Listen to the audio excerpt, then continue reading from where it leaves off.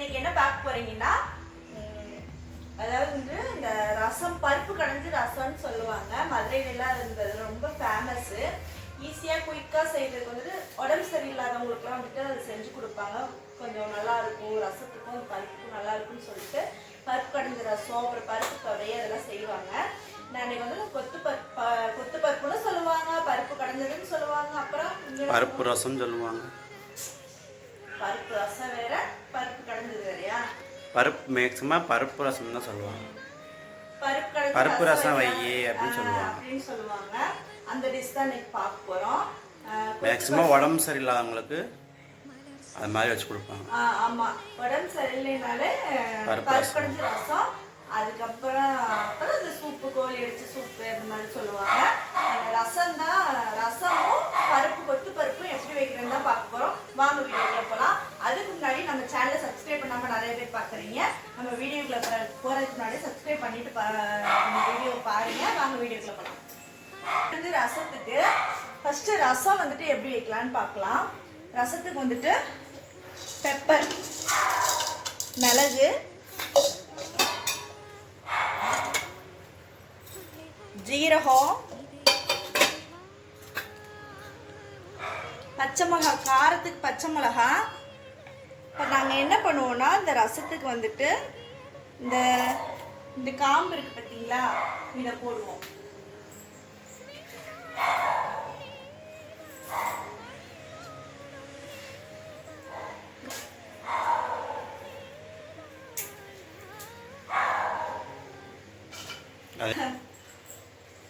நல்ல பழுத்த பழமா தக்காளி 3 தக்காளி எடுத்து வச்சிருக்கேன். இந்த தக்காளி என்ன பண்ணுறா நைட்டு வச்சு சாம்பார் கொஞ்சம் மிச்சம் இருக்கு. தக்காளி நல்லா கரைச்சிடணும். கரைக்க முடிஞ்ச அளவுக்கு கரைச்சிட்டு, கரைக்க முடியாததா இருக்கும்ல அதை வந்துட்டு நான் அரைச்சிருவேன். கரைக்க முடிஞ்சவங்க நல்லா கரைச்சிக்கோங்க. நல்லா பழமாக தான் போடணும் ரசத்துக்கு, அப்போதான் நல்லா பழுத்த பழமா எடுத்துக்கோங்க. நல்லா கனிஞ்ச பழமா பழுத்த பழமா இருக்கும் பார்த்துருக்கீங்களா, அதை எடுத்துக்கோங்க. இங்கேயும் ஒரு ஃபேன் போடலாம் போல. ஆமாம், வெயில் வந்துருச்சு. வெயில் அடிக்கல, வேர்க்குது. காற்று வரல, மரமே அசையாம பாருங்க. நல்லா கரைச்சாச்சு. கொஞ்சம் திப்பி திப்பியாக இருக்கும் பார்த்துருக்கீங்களா, இதை அப்படியே அரைச்சிருங்க. அப்படியே இது பண்ணி அரைக்கிறதுக்கு கொஞ்சமும் 1-2 அதில் இருக்கட்டும். அப்போ தான் கொஞ்சம் நல்லா இருக்கும் ரசம். அப்புறம் வந்துட்டு மல்லி,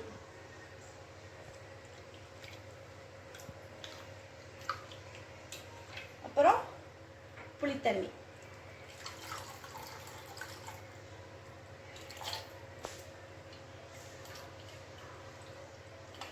புளி வந்துட்டு உங்கள் புளிப்புக்கு தகுந்த மாதிரி சேர்த்துக்கோங்க. எனக்கு புளி பழைய புளின்றதுனால சும்மா கொஞ்சோண்டாக தான் போட்டிருக்கேன்.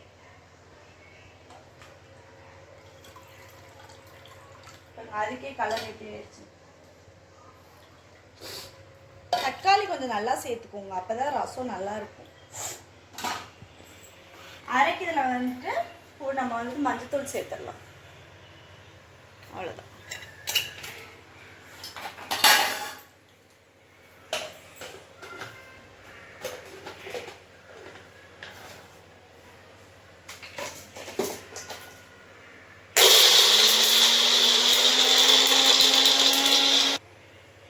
பருப்பு வந்துட்டு ஒரு துவரம்பருப்பு வந்துட்டு உங்களுக்கு தேவையான அளவுக்கு பருப்பை வந்துட்டு ஒரு விசில் விட்டு வச்சு வேக வச்சுக்கோங்க. பருப்பு நல்லா கழுவிட்டு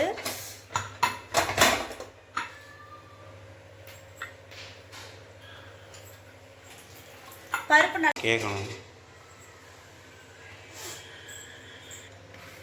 வந்து ரசம் வந்து நம்ம தாளிக்க போகிறோம்.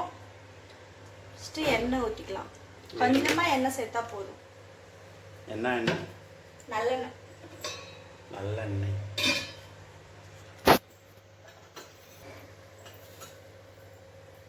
வந்து கடுகு, ஒரு 4 வெந்தயம், இது பொரியட்டும்.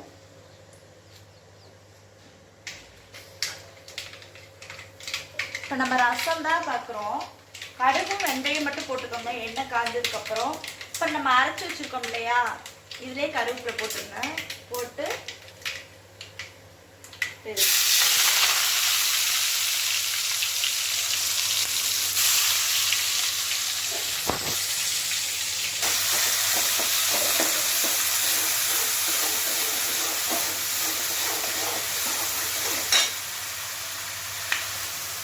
பெருங்காயத்தூள் ரொம்ப முக்கியம். இப்போ வரமிளகாய்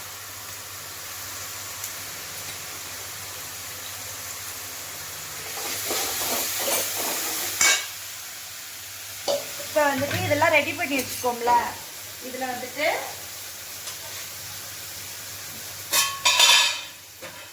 இந்த பருப்பு தண்ணி இருக்கு பார்த்துருக்கீங்களா,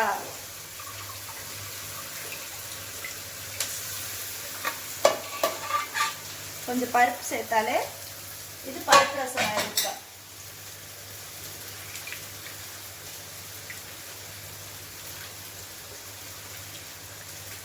இப்போ இது பருப்பு ரசம். சும்மா தாளிச்சுட்டோம்னா தக்காளி ரசம், புளி ரசம். பருப்பு சேர்த்தோம்னா பருப்பு ரசம். இப்போ இதை இதில் ஊற்றுவோம்.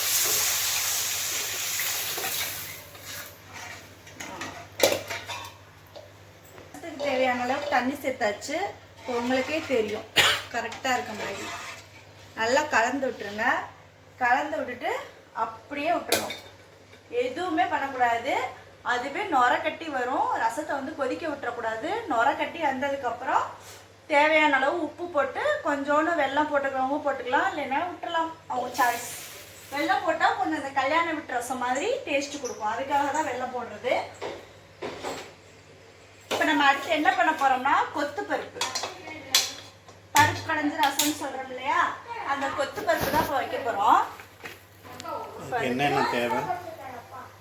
கொத்து பருப்புக்கு என்னென்ன தேவைன்னா எண்ணெய், கடுகு, சீரகம், வெங்காயம் அரிஞ்சு வச்சுருக்கேன், மிளகா கருவேப்பிலை, ஒரு தக்காளி, 2-3 தக்காளி, ஒரு தக்காளி தான், 2-3 தக்காளி.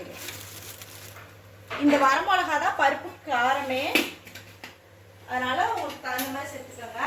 அப்புறம் நம்ம ஒரு விசில் விட்டு இதுலேயே மஞ்சத்தூள் போட்டு வச்சுருக்கோம், அவ்வளோதான், வேறு எதுவுமே சேர்க்க போகிறதில்ல. இப்போ எண்ணெய் காஞ்சிச்சு.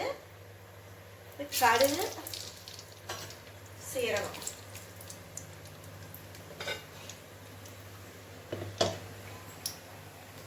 கடுகு நல்லா பொரிஞ்சிருச்சு. இப்போ வந்து நம்ம வெங்காயம் சேர்த்துறோம். ஆரஞ்சு ஏதாவது இருக்குங்களா? வெங்காயம், வரமிளகாய் சேர்த்துறோம்.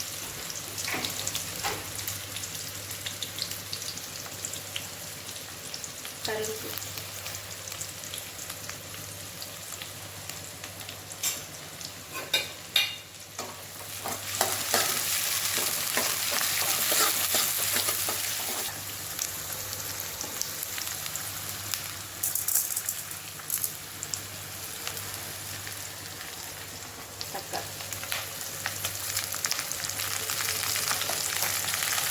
தக்காளி சில பேர் போட மாட்டாங்க, நான் தக்காளி போடுவேன். அப்படியே தாளித்து அப்படியே பருப்பை ஊற்றி இறக்கிடுவாங்க, நான் உங்களுக்கு தக்காளி போடுவேன். பாருங்க, இப்போ நல்லா எல்லாமே வதங்கிடுச்சு. நம்ம உப்பு, இதுக்கு தேவையான உப்பு இதில் சேர்த்துட்டோம். இப்போ இந்த பருப்பை இதில் ஊற்றி வைப்போம்.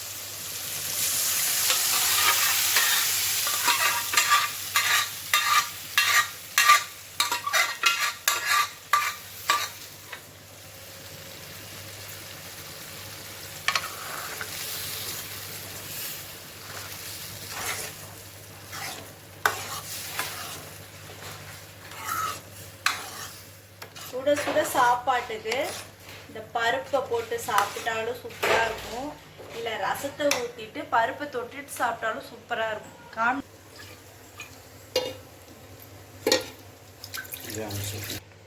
தாளித்து கட்டினதுக்கப்புறம் அவ்வளோதாங்க, கொஞ்சம் நேரம் அப்படியே மிக்ஸ் ஆகி கொதிச்சிருச்சுன்னா ரெடி ஆயிரும். இப்போ வந்துட்டு பருப்பு ரெடி ஆயிடுச்சு. இப்போ நம்ம அடுப்பு அமர்த்திடலாம். இப்போ ரசத்துக்கு வந்துட்டு நுர கட்டுது, நம்ம வேறு பாத்திரத்தில் மாற்றி வச்சுருவோம். இப்போ இதுக்கு வந்து நுர கட்டிடுச்சா, இப்போ வந்துட்டு நம்ம வந்துட்டு பாத்திரத்தில் இதில் உப்பு போட்டு வச்சுருவோம். அப்படியே ரசத்தை ஊற்றினோம்னா வேலை முடிஞ்சது. இப்போ ரசத்துக்கு தேவையான உப்பு நான் இதில் போட்டேன். பாருங்கள், இந்த மாதிரி ரசம் அப்படியே ஒரு கொதி வந்தோன்னா அப்படியே அமர்த்திட வேண்டியதான். நல்லா நுர கட்டி அப்படியே ஒரு கொதி வந்தோன்னா அப்படியே அடுப்பு அமர்த்திட்டு இப்போ நம்ம வேறு பாத்திரத்தில் ஊற்றி வச்சிட வேண்டியதா. சாப்பாடெலாம் செஞ்சாச்சு. இன்னைக்கு நம்ம வீட்டில் என்னென்ன சமைச்சிருக்கோன்றது பார்க்கலாம் வாங்க. சாப்பாடு சுட சுட சாதம், அப்புறம் பருப்பு ரசம் வச்சுக்குவோம். பருப்பு போட்டு கொஞ்சம் சாப்பிட்டுக்கலான் இருக்கேன். இதில் வந்து நெய் ஊற்றி சாப்பிடணும். அப்புறம் உருளைக்கிழங்கு. இந்த ரெசிபி வேணும்னா சொல்லுங்கள், நான் வேணால் போடுறேன். இதுதான் இன்னைக்கு நம்ம வீட்டில் இன்னைக்கு இதுதான் ரெசிபி. இதுதான் இன்னைக்கு நம்ம வீட்டில் சமைச்சிருக்குது. இதே மாதிரி நீங்களும் செஞ்சு பாருங்கள். செஞ்சு பார்த்துட்டு எப்படி இருந்துச்சு சொல்லி கமெண்ட் பண்ணுங்கள். உங்களுக்கு வேறு எதுவும் டிஷ் வேணுனாலும் சொல்லி கமெண்ட் பண்ணுங்கள், அதுவும் நான் செய்கிறேன். அப்புறம் வந்துட்டு ஒரு பதிவு சொல்லலான் இருக்கேன்.